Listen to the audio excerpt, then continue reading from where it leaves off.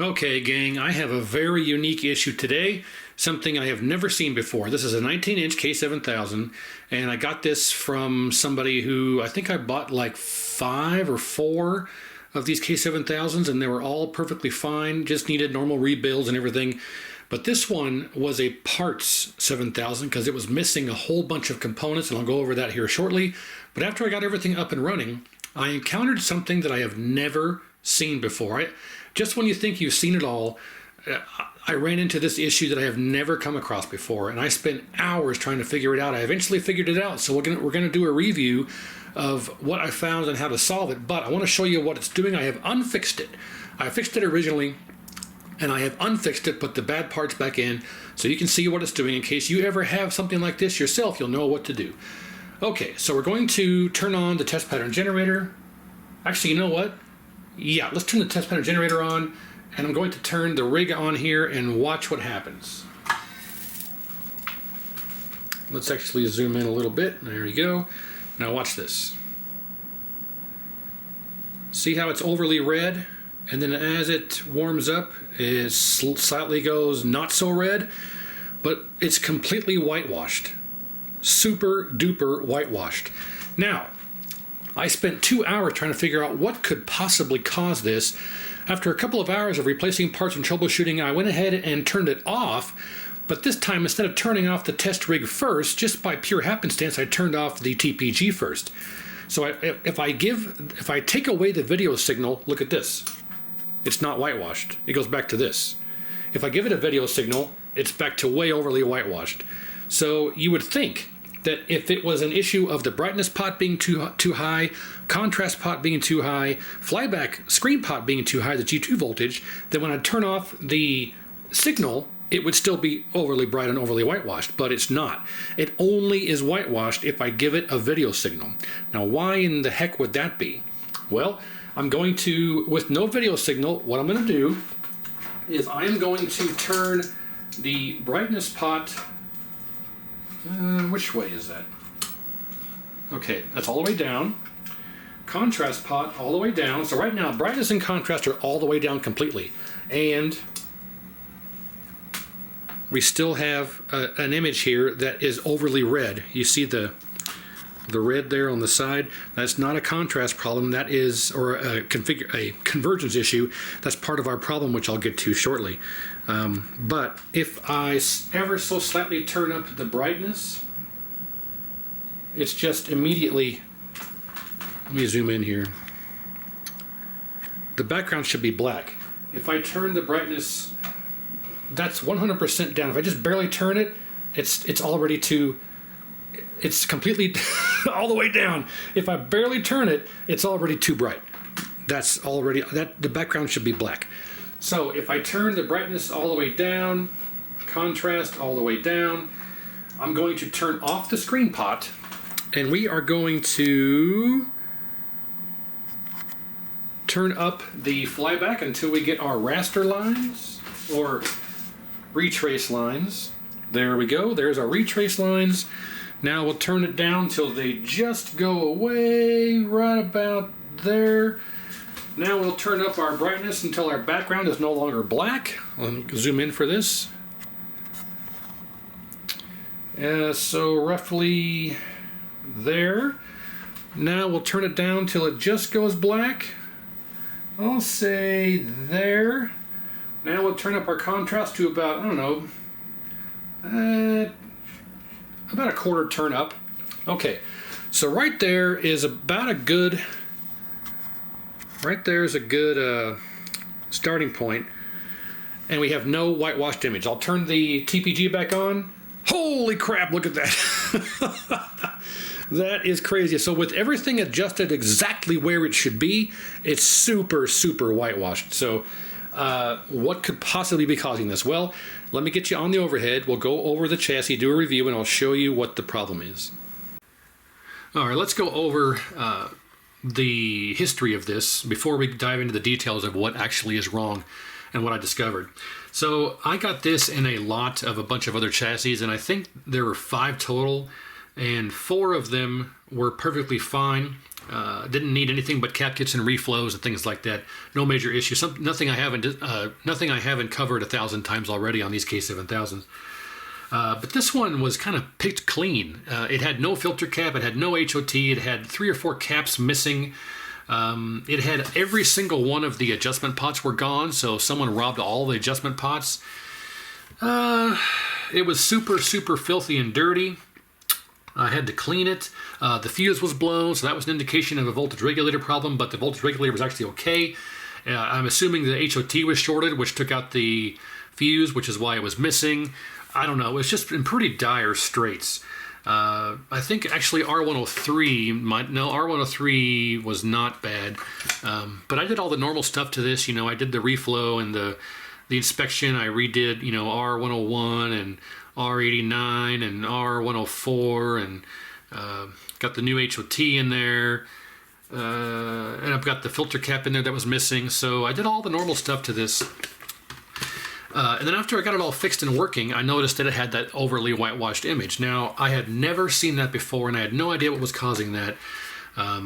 So I started by going through the entire brightness circuit. I verified that I did not put in the wrong reading of brightness and contrast pots, and they worked fine in the circuit, so I knew it wasn't a problem with the pots. I checked all of the resistors, all of the diodes in the brightness circuit. I checked Q1, Q2, and Q3. They did not check open. They did not check shorted. They all checked the same when it came to testing the resistance and checking the voltage drop, so they all checked okay.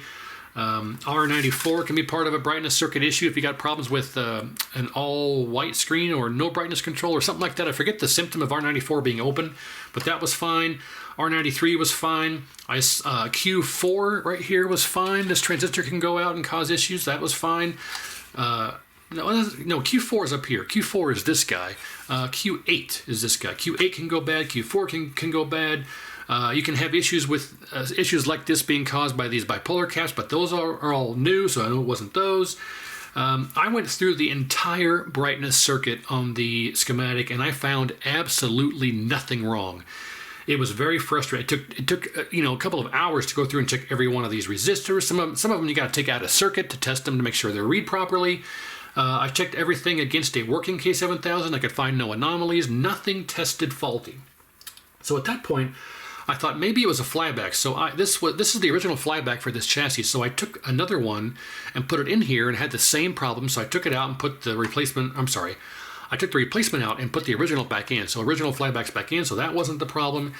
I thought IC1 as a last resort might have been the issue. So I put another IC1 in here. That didn't fix it. I know IC2 had nothing to do with it, but I went ahead and put one of those in there also with a socket. Didn't fix anything, as I expected it wouldn't.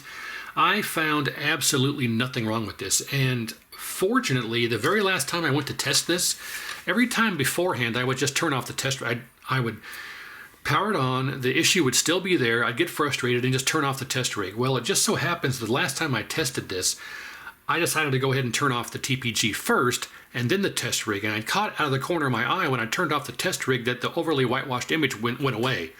I'm like, oh, wait a minute, something's not right. So at that point, I knew beyond a shadow of a doubt that it was definitely part of the video circuitry. And so I went back through and started taking components out one by one and testing them against known good components.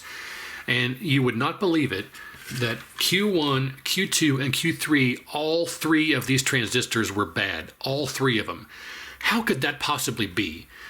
I have no idea, but you saw there at the beginning of the video when I turned it on, the whitewash was almost immediate, but it also had a red tint to the image, and the red tint would slowly drift away, and then it just became whitewashed.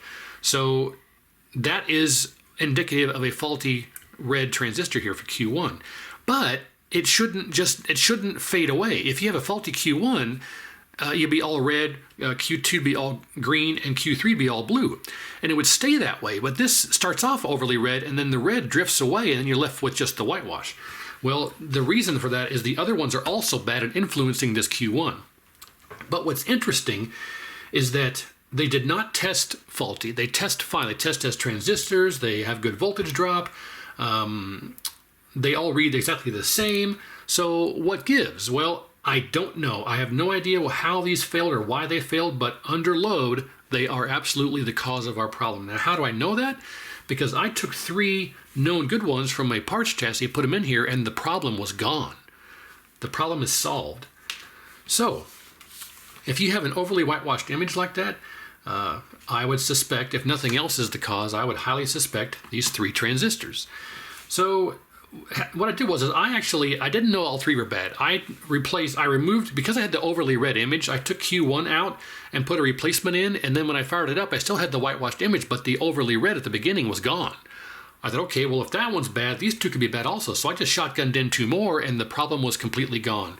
So with 3 known good replacements in here, the problem is totally gone. So we have 100% confirmed that all 3 of these Q1, Q2, and Q3 are all bad.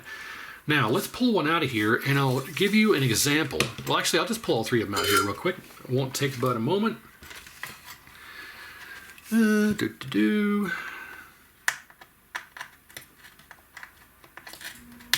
Okay, there is one.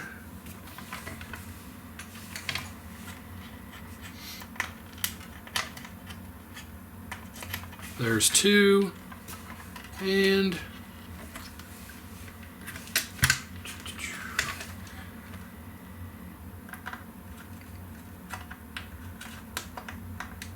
there's 3. Now, let's go ahead and open these holes up so we can install the good ones.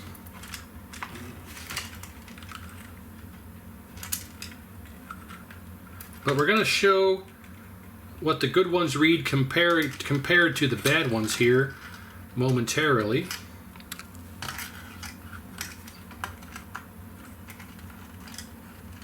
And like I say, I've already fixed this, and I put the bad ones back in so we can do a show and tell. All 3 of those? Okay, those are all empty. Okay, now, the video input obviously goes right here, and it goes through these resistors, and it goes through the transistor, it goes through more resistors, and ends up over here through the bipolar cap at IC1. So this is, the video circuitry is pretty much just right here. This is it. So if you have video problems like this, you can very easily just troubleshoot this area. But my problem was none of these were checking bad. They all checked exactly the same, and they had the voltage drop. They checked good. I checked them against the readings. I checked them against a known good 7000. They all read exactly the same. But under load, they're failing. And let me show you what I mean here. So I have one of these little testers here. What we'll do is we will put all of these in the same way, like so.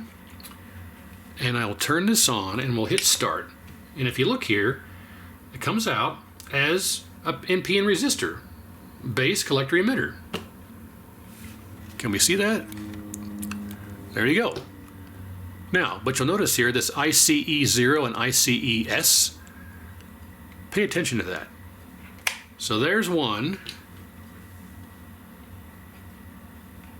Actually, got to go in this way. Okay. And we got collector base emitter 1, 2, 3, NPN transistor. Boom, NPN transistor, collector base emitter 1, 2, 3. There's that ICE0 and ICES again. 3.5 milliamps and 0.64. What is that? I don't know what M is. So there's the second one. And now here is the third one. Oh, look at that. That one's coming up as a diode. That must be our red one. That wasn't happening before. Ah, this one is actually, this was not happening before. When I tested these 3 ones previously, this was coming up as the same as the other ones. Now it's hard failed. I think this is our red one. This is why we had that overly red image to start with, and then the other ones just whitewashed it away. But that's interesting. Let's turn it around the opposite way. Maybe I was testing it the opposite way. I bet it comes up as a transistor this time. Nope, diode. So this one's hard failed now. Interesting. It wasn't like that before. Okay. Again, let's take this one and the one that was testing okay. There you go. See this ICE0 and ICES? Now, if I put in a known good one,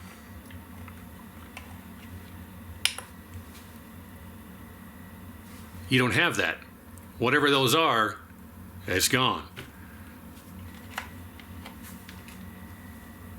This is the second good one.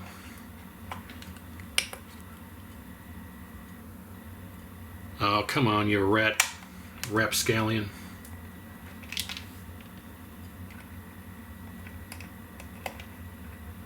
Unknown part, my patootie.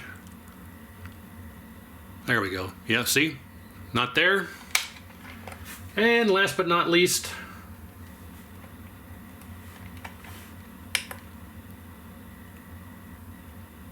you. All right, well, let's just try a different socket. You don't like that socket? We'll try a different one.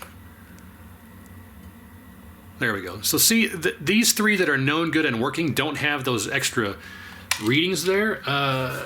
Maybe somebody out there that's smarter than me can tell me what those mean and why these ones that have failed have those extra readings. See? I don't know what that indicates. But as you can see, it's still reading as a transistor. 1, 2, 3, collector base emitter. Now if we put one of the good ones in,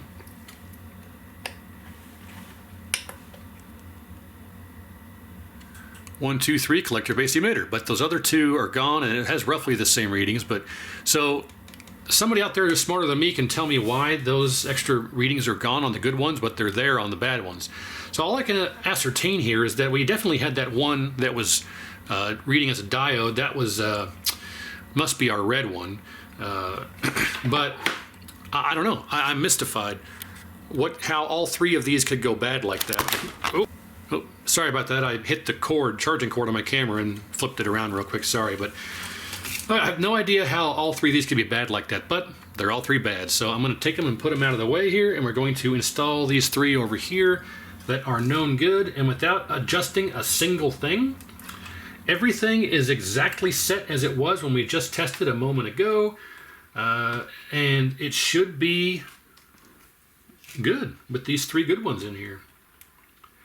I should add here that the part numbers on these are... My fingers are filthy because I'm in the middle of doing a playfield swap on an Addams Family pinball machine, so sorry about that, but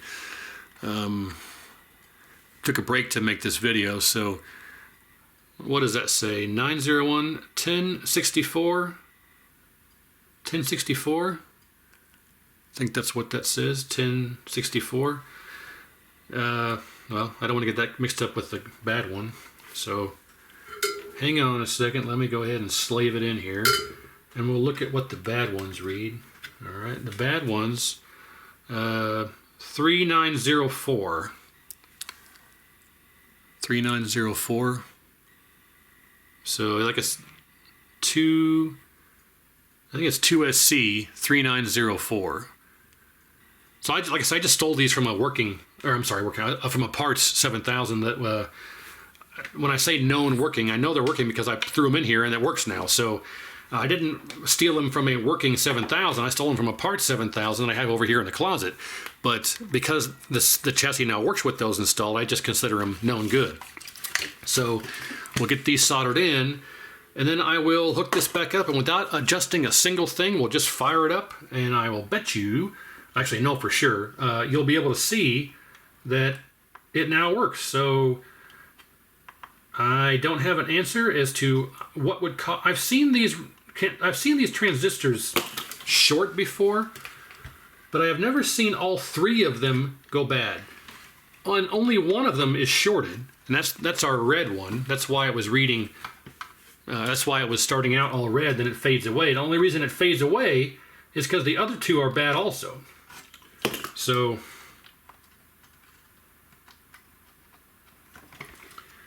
man, this one is wanting to fight me here. Okay.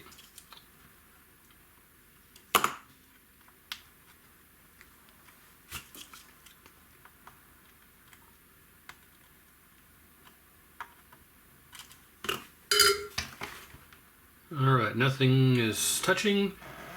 Okay, so there we go. 3 replacements in. And like I say, without touching a single adjustment, we'll get it back on the tube and we'll turn it on and see what it's doing. And then here are the 3 bad ones. Those are sitting up here. All right, with those in there, let's get it back on the tube, see what it does. Okay, so without touching a thing, I'm going to turn on the test rig, which will turn on the monitor here. 1, 2, 3. Okay, comes right on. And we'll give it a moment here, and get count to 5, then we'll turn on the video signal here and we'll see what it looks like. 1, 2, 3, 4, 5. Here we go. Okay, we're still overly white, but that could be because we are adjusted too high. So if we turn our brightness down, actually I need to, yes, there you go. All right, so now that it's working, let's turn it back off and redo our adjustments here. All the way down, brightness all the way down, contrast all the way down, fly back up until we get our retrace, back down till they just go away. Now, brightness back up until the background is not black anymore, which is going to be there, back down till it is black. We'll see there. Contrast up about, I don't know, a quarter. Okay, so obviously it's too bright, so we'll turn it down to, with the video signal brightness, you'll see here that brightness needs to be about there. Contrast, that's about there. Focus, we'll put there. And yep, boys and girls, I'd say we are good. So there you have it. 3 bad transistors, Q1, Q2, and Q3. Now, to put the nail in the coffin as to verifying this problem is now resolved, let's give it a signal from a PCB. And nice. Oh, yeah, that's why it's too bright, because the screen pot's too high. Got some retrace lines here. Hang on. Right there. All right. X-Men. Right there. Outstanding. H position. Shift it over a little bit slightly. Oh, we're too bright still. Right there. Bring the H position back over.